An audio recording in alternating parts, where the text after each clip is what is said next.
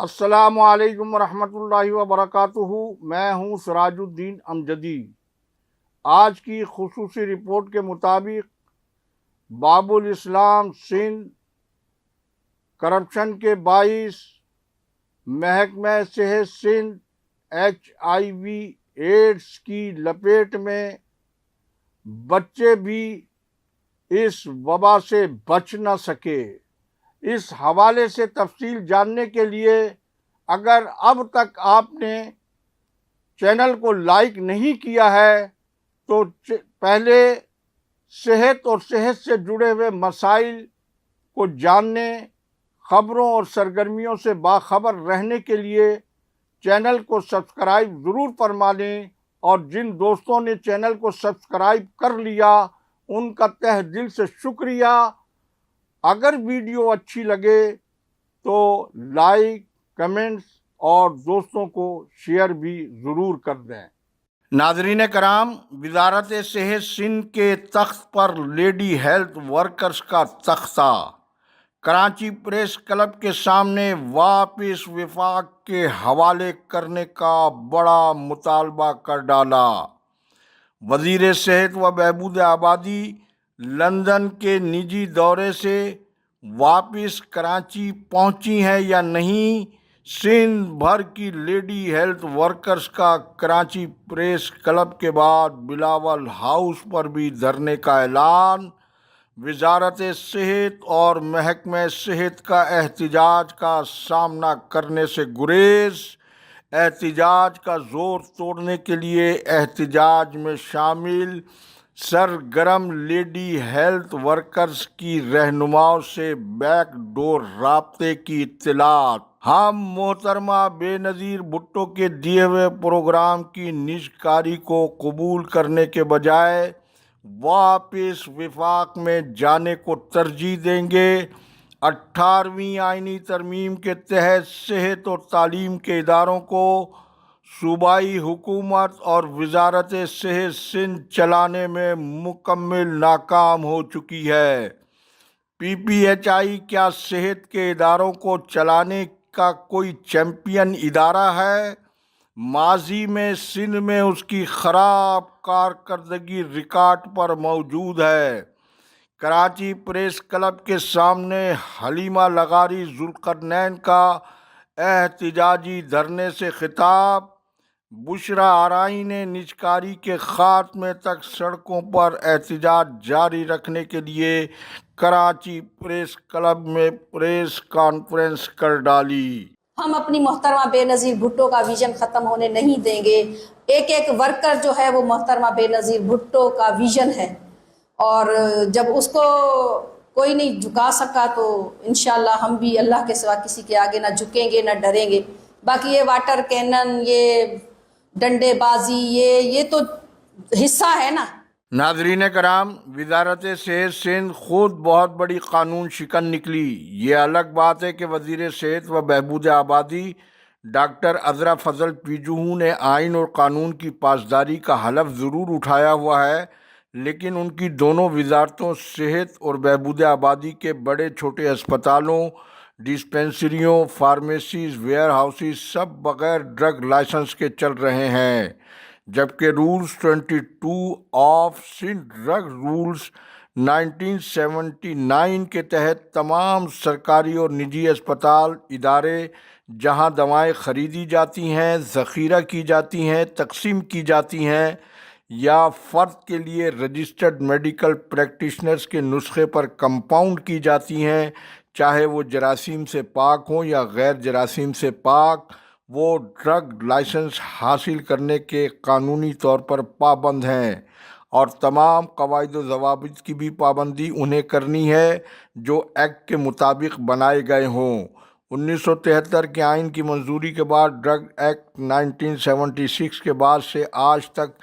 سندھ کے کسی بھی بڑے سے چھوٹے اسپتال میں ڈرگ لائسنس بنوائے جانے کی کوئی تاریخ یا نظیر موجود نہیں ہے، اور نہ ہی اس اہم ترین لاقانونیت کا طبی صحافت کے کسی حلقے یا صحافی کی جانب سے نہیں فارمیسی کونسل یا وزارت صحت یا محکمہ صحت کے کسی بھی سیکریٹری نے یا ایڈیشنل سیکریٹری ٹیکنیکل یا چیف ڈرگ انسپیکٹر یا کسی ڈرگ انسپیکٹر کی جانب سے اس سنگین قانون شکنی کا کسی نے آج تک اس کا کوئی تحریری یا زبانی نوٹس نہیں لیا ہے۔ لہٰذا اس قانون شکنی میں محض موجودہ صوبائی حکومت کو ہی کئی بار وزارت صحت کا قلمدان ہونے کے باوجود ماضی کی تمام صوبائی حکومتیں بھی یکساں اس قانون شکنی کی مرتکب ہوئی ہیں۔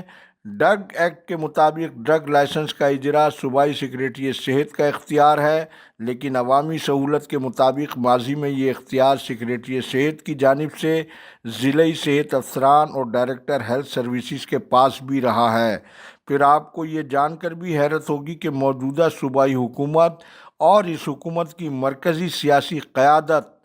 سندھ میں صحت کے سرکاری نظام کو دنیا کے ترقی پذیر ممالک کی سطح پر ہونے کا دعویٰ تو ضرور کرتی ہے، لیکن زمینی حقیقت اس کے برعکس ہے۔ ایک طرف تو صوبائی وزارت صحت کے سرکاری اداروں میں حکومتی رٹ اور اصلاحات کرنے کی ذمہ داری تو صوبائی وزارت صحت پورا نہیں کر سک رہی ہے، لہٰذا وہ بتدریج عوام کی رائے کو جانے بغیر PPHI نامی جیسے ادارے کے ہاتھوں عوامی صحت کے اداروں کی نجکاری پر اتر آئی ہے، اور اس کے پس پردہ حکمرانوں کے چھپے ذاتی مفادات کی تفصیل انشاءاللہ آگے چل کر، لیکن ڈرگ ایڈمنسٹریشن صحت کے ارباب اختیار کا ہمیشہ سے وہ نظر انداز شعبہ رہا ہے جس میں موجودہ سیکریٹری صحت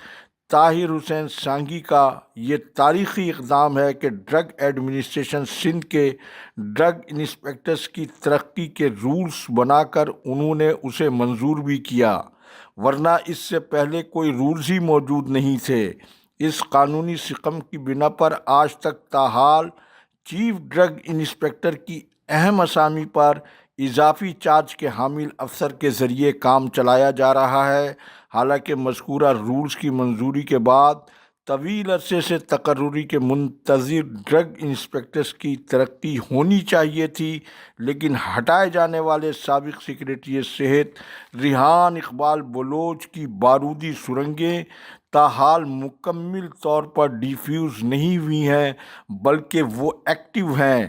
ان کی باقیات کی صورت میں حامد عباسی جیسے افسر مذکورہ ترقی کی راہ میں سب سے بڑی رکاوٹ بتائے جاتے ہیں۔ آج تک کے لیے اتنا ہی، مزید تفصیل انشاءاللہ کل کی رپورٹ میں ملاحظہ فرمائیں۔ ناظرین کرام، سندھ بالخصوص کراچی میں HIV ایڈز کی مہلک بیماری کی بچوں میں منتقلی کا معاملہ